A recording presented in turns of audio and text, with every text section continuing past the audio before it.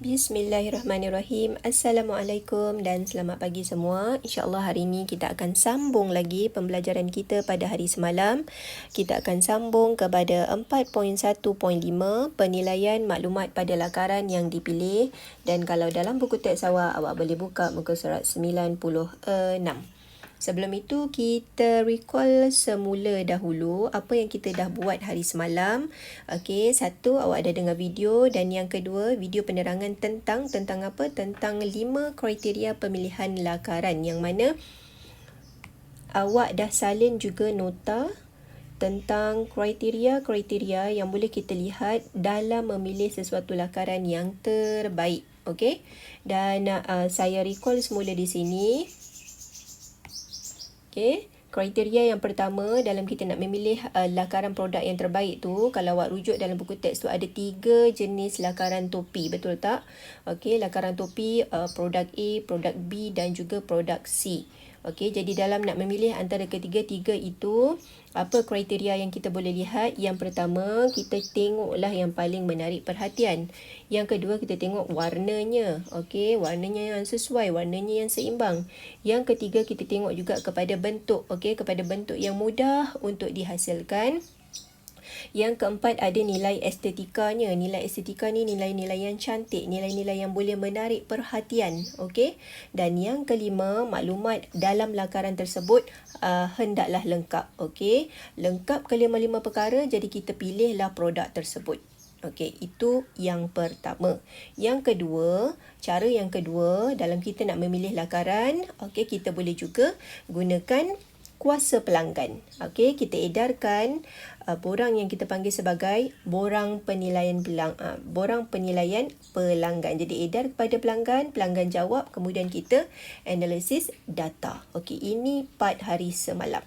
Untuk hari ini, kita sambung lagi yang mana selepas kita dah buat pemilihan, kita dah ada satu produk pilihan. Okey, kalau kita follow saja dekat dalam buku teks, pada akhirnya topi yang color merah tu, okey, topi yang color merah iaitu produk A itu telah menjadi pilihan. Okey, telah terpilih.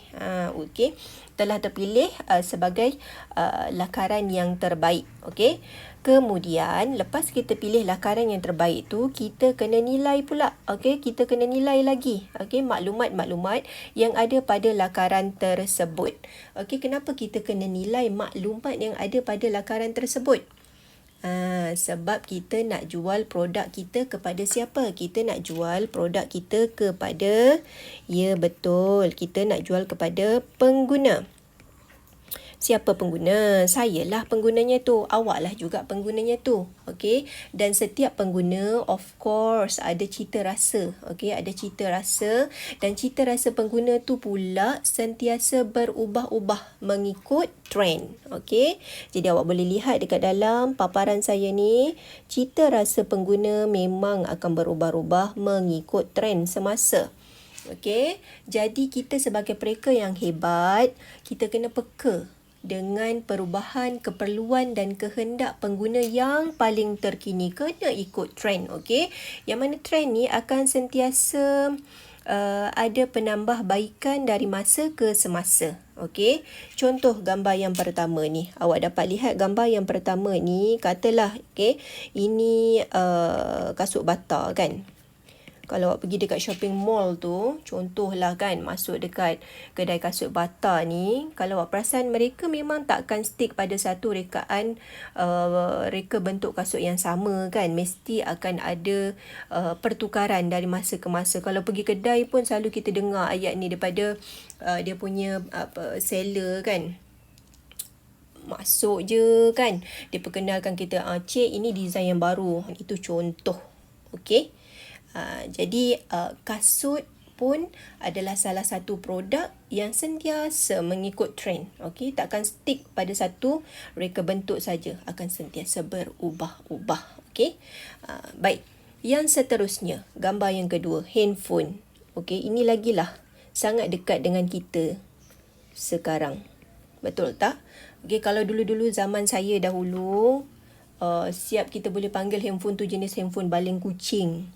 yang memang kalau baling kucing tu, Feng Shan kucing tu, nak membayangkan betapa beratnya handphone tu. Bukannya macam sekarang, handphone yang sekarang mungkin ringan, sangat senang untuk masuk dekat dalam poket awak, masuk dekat dalam beg awak. Okay?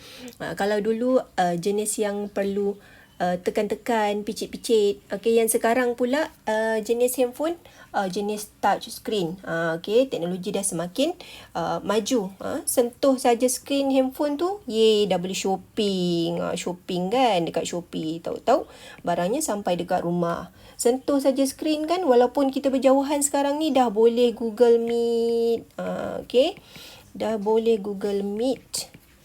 Okey, boleh tengok wajah cikgu kesayangan awak ni kan dekat dalam Google Meet. Okey, baik. Jadi awak nampak dekat situ trend.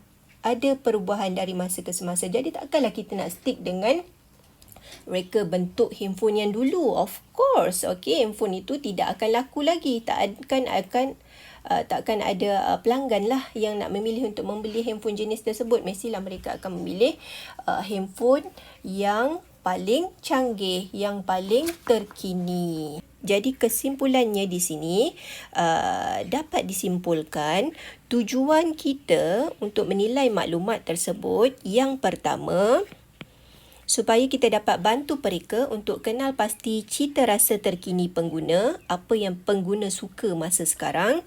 Dan yang kedua, supaya kita dapat membantu mereka dan juga pelanggan itu memahami lakaran yang dihasilkan.